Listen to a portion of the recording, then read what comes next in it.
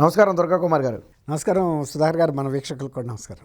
తాజాగా AP పోలీసులకైతే high court గట్టిగా చివాట్లు పెట్టినట్టుగా తెలుస్తుంది. TDP MLA Eluri Sambasivarao arrest చేయడం కోసం ప్రయత్నం చేసిన వ్యవహారంలో కోర్టు అయితే ఘాటుగా కొన్ని వ్యాఖ్యలు చేసినట్టుగా ఉంది. సో అసలు ఈ వ్యాఖ్యలు రాష్ట్ర పోలీసులు ఏ విధంగా తీసుకోవాలి? ఒక రకంగా చెప్పాలంటే చెంపపెట్టుగా భావించవచ్చా? చెంపపెట్టుగా ఏంటండి, 2 చెంపపెట్టుల కింద భావించాలి. ఇది మామూలుగా ఇవ్వాలన్నా మీరు కావాలని ఆయన్ని వేధిస్తున్నారు, ఒక ప్రజాప్రతినిధిని అవుట్ ఆఫ్ వే వెళ్ళి కూడా మీరు ప్రవర్తిస్తున్నారు. ఇట్లాంటి ప్రవర్తన కనుక కొనసాగితే మీకు ఎవరైతే ఇట్లాంటి ఆదేశాలు ఇస్తున్నారో వాళ్ళతో సహా కూడా అందరినీ లోన్ వేయించేస్తామని చెప్పి కోర్టు ఇంత మాట ఎప్పుడు మాట్లాడలేదండి. గతంలో సవాంగ్ గారిని కూడా గౌరవ హైకోర్టుకు పిలిపించారు. ఆ సెక్షన్లో ఏదైతే ఆయన అతిక్రమించాడో అవి చదివారు తప్ప మిమ్మల్ని లోన్ వేస్తామనిలా. ఈసారి ఉన్నతాధికారులు కూడా లోన్ వేస్తామన్నారు. అంటే దీనికి కొంత బ్యాక్గ్రౌండ్ కూడా ఉంది సుధాకర్ గారు. ఎందుకంటే గౌరవ న్యాయమూర్తుల మీద సోషల్ మీడియాలో, వైఎస్ఆర్సీపీ సోషల్ మీడియాలో విపరీతమైన ట్రోలింగులు జరిగి వాళ్ళ మీద వరస్ట్ పోస్టింగులు పెట్టినప్పుడు ఇది వాళ్ళ దృష్టికి వెళ్ళి వాళ్ళు ఆదేశాలు ఇచ్చి స్టేట్ పోలీసులకి మీరు వాళ్ళ మీద చర్యలు తీసుకోమని చెప్తే ఒక్క ఇంచు కూడా చర్య తీసుకోలేదండి. అసలు అది ఎంత దారుణమైన విషయం అంటే, ఒక గౌరవ సుప్రీంకోర్టు కానీ హైకోర్టు కనుక ఆర్డర్ ఇచ్చిందంటే అది మోర్ దాన్, అంటే గవర్నమెంట్ ఆర్డర్ కన్నా కూడా అది పవర్ఫుల్. వీళ్ళు గవర్నమెంట్ ఆర్డర్స్ వీళ్ళ పై అధికారుల ఆదేశాలను లెక్క చేస్తున్నారు, కానీ పోలీస్ అధికారులు కూడా న్యాయస్థానాలు కూడా మనకన్నా అబౌవ్, తర్వాత గవర్నమెంట్ కన్నా అబౌవ్ అనేది వాళ్ళు గుర్తించట్లేదండి. అంటే ప్రభుత్వమే మనకు బాస్ అనుకుంటున్నారు. ఎప్పుడు చిరకాలం ప్రభుత్వం ఉంటుందని వాళ్ళు నమ్ముతున్నారు. ఇప్పుడు కింద పోలీస్ అధికారులు కూడా వాళ్ళకి చిన్న పోలీసులు ఇక 2 నెలలకు వచ్చింది గవర్నమెంట్. ఎనీ మూమెంట్ నోటిఫికేషన్ వచ్చిన తర్వాత అసలు గవర్నమెంట్ ఎగ్జిస్టెన్సే ఉండదండి. అప్పటికే ఎలక్షన్ కమిషన్ ఫోర్స్లోకి వచ్చేస్తాయి. వీళ్ళు ఈ ప్రభుత్వం చిరకాలం ఉంటుందని మొన్న కనుక బీఆర్ఎస్ ప్రభుత్వాన్ని నమ్మి అధికారులు, ఐఏఎస్ అధికారులు ఓవర్ యాక్షన్ చేశారు చూసారా. ఒక 20 ఏళ్ల పాటు ఉంటుంది కాబట్టి మనం వాళ్ళు ఇచ్చిన మౌఖిక ఆదేశాలతో పనిచేసినా కూడా మళ్ళీ నెక్స్ట్ ప్రభుత్వం అదే వస్తుంది కాబట్టి ఆ మౌఖిక ఆదేశాలని మళ్ళీ రిటర్న్గా కూడా మార్చుకోవచ్చు అనే ఒక ధైర్యం, కానీ దెబ్బతిన్నారు. మొన్న అతను అరవింద్ ఉన్నాడు కదండి, ఐఏఎస్ ఆఫీసర్, 250 కోట్లు అనుకుంటా తనకి ఇచ్చాడు కదా ఈ రేసింగ్. అది రిలీజ్ చేస్తే నాకు ఆయన కేటీఆర్ గారు రిలీజ్ చేయమని చెప్పాడు, కానీ కేటీఆర్ గారు రిలీజ్ చేయమన్న మాట ఆయన ఐఏఎస్ ఆఫీసర్ చెబితే న్యాయస్థానాల ముందు అది నిలబడతాయండి. అప్పుడు ఆయన వ్యక్తిగత బాధ్యత వహించాల్సి వస్తే క్రిమినల్ చర్యలకు కానీ సివిల్ చర్యలకు కానీ ఆయనే బాధ్యత అవుతాడు. ఇక్కడ కూడా ఏలూరు సాంబశివరావు గారు ఇంకో చిన్న బ్యాక్గ్రౌండ్ ఏంటంటే, ఆయన ఎన్నికల ఓటర్ల జాబితాలో ఈ వాలంటీర్స్ని సచివాలయ వ్యవస్థ వాళ్ళని పురిగొల్పి దాదాపు ఒక 15 నుంచి 20 వేల దాకా అసెంబ్లీ నియోజకవర్గాల్లో కూడా దొంగోట్లు చేర్చారండి. ఆయన ముందు చాలా హంబుల్గా దాన్ని ఈఓకి, రెవెన్యూ లెవెల్లో తీసుకొచ్చారు, ఆర్డీఓ లెవెల్కి, ఎలక్షన్ ఆఫీసర్ల దృష్టికి, కానీ ఏం పని జరగల. తర్వాత జిల్లా లెవెల్లో తీసుకెళ్లారు, పని జరగలేదు. రాష్ట్ర ఎన్నికల కమిషన్కి తీసుకెళ్లారు, పని జరగలేదు. అప్పుడు రాష్ట్ర హైకోర్టుకి, ఉన్నత గౌరవ న్యాయస్థానం తీసుకెళ్లారు. అప్పుడు వాళ్ళు ఈయనిచ్చిన ఎవిడెన్సెస్ అన్నీ చూసిన తర్వాత చాలా కన్విన్స్ అయ్యి స్ట్రిక్ట్ ఇన్స్ట్రక్షన్స్ ఇచ్చారు, మీరు ఏం చేస్తున్నారని.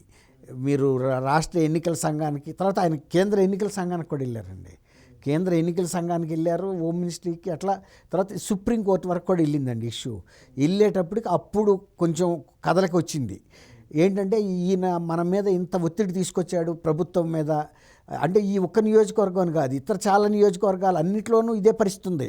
ఒక 1000 అటో ఇటుగా దొంగోట్లు అయితే చేర్పించడం అనేది ఒక సిస్టమేటిక్గా జరిగింది. ఆయన అంత సైంటిఫిక్గా అక్కడ ప్రూవ్ చేయగలిగాడు. అది ప్రభుత్వానికి ఉన్న కక్ష అండి, పోలీసులది కాదు ఇది వ్యవహారం. వాళ్ళు ఏం చేయదలుచుకున్నారంటే ఈయన ఏదో ఒక రకంగా కక్ష సాధింపు చేయాలనేసి ఉద్దేశం మీద ఈయనకున్న ఒక గోడౌన్ మీద, పాత గోడౌన్ మీద ఫస్ట్ రేట్ చేయించారు. రేట్ చేస్తే పాత డైరీల్లోనే ఎక్కడో ఒక 2.5 లక్షలకు సంబంధించిన లెక్కలేయో ఎన్నికలకు సంబంధించినవి అని వాళ్ళు చెప్పారు. దాని మీద ఒక కేసు కూడా పెట్టారు, ఆ కేసు ఏదో నడుస్తుంది. అయితే ఇంకోటి ఏంటంటే, అసలు యాక్చువల్గా ఇంకా కూడా ఈయనకి బలం ఎవరైతే అనుయాయులు ఉంటారో వీళ్ళందరినీ కూడా కనుక ఫైనాన్షియల్గా దెబ్బతీస్తే సాంబశివరావు గారు నెక్స్ట్ ఎలక్షన్లో అసలు పోటీ చేయలేడు, పోటీ చేసినా కానీ ఎలక్షన్ ఖర్చులు ఈ నిర్వహణ చేసుకోలేడని ఆయనకి సంబంధించిన బంధువులు లేకపోతే మిత్రులు గ్రనైట్ ఇండస్ట్రీస్ మీద రైడ్స్ మొదలెట్టారండి. ఆ రైడ్స్ ఎవరు నిర్ణయించేది ఎవరంటే వైఎస్ఆర్సీపీ నాయకులు నిర్ణయిస్తారు ఏ కంపెనీ మీద గ్రనైట్ చేయాలనేది రైడ్స్. అసలు యాక్చువల్గా విజిలెన్స్ వాళ్ళకి వెహికల్స్ ఉంటాయి సుధాకర్ గారు, గవర్నమెంట్ వెహికల్లో వాళ్ళు రావాలి, గవర్నమెంట్ డ్రైవర్స్ కూడా ఉంటారు. లేదంటే ఏదైనా విజిలెన్స్ అధికారే డ్రైవ్ చేయొచ్చు ఒకవేళ టైంకి డ్రైవర్ దొరకకపోతే. వైఎస్ఆర్సీపీ ఒక నాయకులకు చెందిన వెహికల్స్లో వాళ్ళు డ్రైవ్ చేస్తుంటే విజిలెన్స్ ఆఫీసర్స్ దాంట్లో కూర్చుని ఎట్లా వస్తారండి? సరే, వైఎస్ఆర్సీపీ నాయకులు లోకల్ వాళ్ళకి తెలిసి ఉంటారు కదా, డ్రైవర్ ఎవరో లోకల్ నాయకుడు ఎవరో. వెళ్ళింది కాకుండా వీళ్ళు ఎవరైతే వైఎస్ఆర్సీపీ కారు డ్రైవ్ చేసుకొచ్చాడో నాయకుడు, ఆయన అక్కడ ఓవర్ యాక్షన్ చేస్తున్నాడు.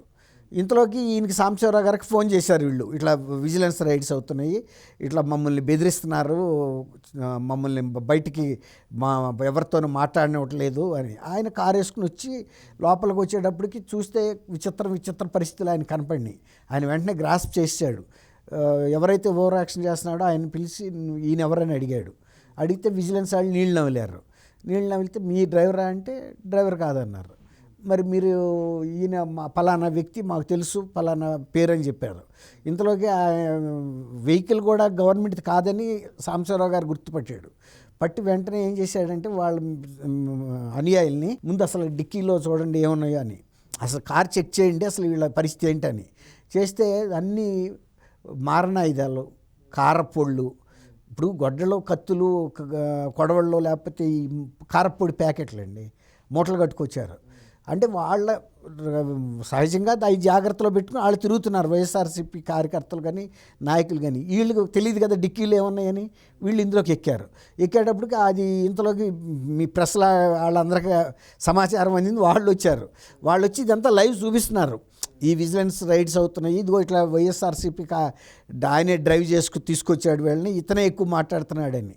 అప్పుడు ఇంతలోకి ఇంకొక విషయం ఏంటి గమనించాడంటే సాంబశివరావు, కొంతమంది అసలు వీళ్ళ జ్యూరిస్డిక్షన్ కాని అధికారులు కూడా వచ్చారు అందులోకి. వస్తే అప్పుడు ఆయన అడిగాడు, ఇప్పుడు మీరు ఇక్కడ విజిలెన్స్ ఆఫీసర్ మాకు తెలుసు పలానా అని తెలుసు, వాళ్ళిద్దరు ఎవరని అడిగాడు. అడిగితే లేదు ఇక ఏం సమాధానం చెప్పట్లా. అసలు మీరు వేరే జ్యూరిస్డిక్షన్ నుంచి ఇక్కడికి వచ్చేటప్పుడు మీరు ఇక్కడ పర్మిషన్ తీసుకోవాలి కదండి, మీరు ఎట్లా వస్తారు, మీకేం జ్యూరిస్డిక్షన్ ఉంది ఇక్కడ అనేసి ఆయన ప్రశ్నించేటప్పటికి వాళ్ళు కూడా ఏం మాట్లాడలేక ఇక్కడ ఉంటే అంత లైవ్ చూపిస్తున్నారు. అప్పటికే కెమెరాల్లో టీవీల్లో లైవ్ వస్తుంది, జనం చూస్తున్నారు. ఇక ఇక్కడ ఉంటే ఇంకా పరుగు పోద్ది. రెండోది వీళ్ళు కనుక పోలీసులు పిలిచారనుకోండి, మళ్ళీ అప్పుడు పోలీసులు కూడా లైవ్లో తప్పించుకోలేరు కదండి. ఈ విజిలెన్స్ అధికారులు అసలు వీళ్ళు నిజమాళ్ళా నకిలీ వాళ్ళా అని కూడా వాళ్ళు వెరిఫై చేసుకోవాలి. ఎందుకంటే డిక్కీలో కొడవళ్ళు కత్తులు గొడ్డళ్ళు పెట్టుకొచ్చారు. ఇక ఇదంతా ఇంకా అల్లరైపోద్ది, సస్పెండ్ కూడా అయిపోవాల్సి వస్తుంది వాళ్ళు నిజమైన విజిలెన్స్ అయినా కూడా. వాళ్ళు వచ్చిన పరిస్థితి అట్లా ఉంది కాబట్టి వాళ్ళు వెంటనే కారు వెనక్కి తిప్పేసి పారిపోయారు. ఇది జరిగింది. దాంతో ఏంటంటే వాళ్ళు ఒక రకంగా ఈ నెట్టి పరిస్థితుల్లోనూ ఈయన ఆర్థికంగా దెబ్బ కొట్టాలి, లేకపోతే కేసులు పెట్టి వేధించాలి, ఈ పరిస్థితి కనపడుతుంది. అది కోర్టుకు వెళ్ళింది కేసు. వెళ్ళినప్పుడు వాళ్ళు చెప్పారు, గతంలో ఈయన ఏలూరు సాంబశివరావు గారి పరిస్థితి అంతా ఆయనకు తెలుసు కాబట్టి మీరు అసలు ఆయన ఎమ్మెల్యే, మీరు క్రిమినల్ ప్రొసీజర్ కోడ్ ప్రకారం 41A నోటీస్ ఇచ్చారా? ఇవ్వలేదని చెప్పారు. మీరు ఒక ఎమ్మెల్యేకి కూడా 41A నోటీస్ ఇవ్వకుండా అరెస్ట్ చేశారంటే మీ ధైర్యం ఏంటని అడిగాడు ఆయన. అసలు మామూలు ఆర్డినరీ సిటిజన్కి కూడా 41 CRPC ఇచ్చి అప్పుడు రికార్డ్ చేసిన తర్వాత సస్పెషన్ ఉంటే అరెస్ట్ చేయొచ్చు, నెసెసిటీ ఉంటే. అందులో 7 ఏళ్ళ లోపు పడే శిక్ష ఇది. అయినా కూడా అరెస్ట్ చేశారు. ఆయన అక్కడికి ఏం చెబుతున్నాడు, నాకు అసెంబ్లీ ఉంది, అసెంబ్లీకి వెళ్ళాల్సిన అవసరం ఉంది, అసెంబ్లీకి వెళ్ళాలన్నప్పుడు ఖచ్చితంగా వాళ్ళ ఎగ్జంప్షన్ ఇవ్వాలండి. రియల్గా అరెస్ట్ చేసే పరిస్థితి ఉన్నా కూడా సెషన్లో కనుక ఉంటే ఎగ్జంప్షన్ ఇస్తారు. ఎందుకంటే ఆయన ఆ వాయిస్ అక్కడ వినిపించాలి కదా, స్పీకర్కి కూడా ఇన్ఫామ్ చేయాలి అసలు అరెస్టు. ఆయన సిట్టింగ్ ఎమ్మెల్యే అది చేయలేదు, 41A ఇవ్వలేదు. కేవలం మీరు మీ అధికారులు ఏది చేయమంటే అది చేస్తున్నారు, అసలు ప్రొసీజర్స్ మీరు ఫాలో అవ్వటం లేదు, లీగల్ ప్రొసీజర్స్. మిమ్మల్నే కాదు మీ పై వాళ్ళని కూడా మేము లోనేస్తాం అనే వార్నింగ్ ఇచ్చిన కారణం అదండి. నిజంగా ఇట్లా ఇంత వార్నింగ్ ఇవ్వటం కొద్దిగా ఇది స్థాయి శృతి మించినట్టే వీళ్ళది. ఇవాళ కూడా అండి అది జరిగిన రోజే ఇట్లాంటి అకృత్యాలు ఆగుతాయి.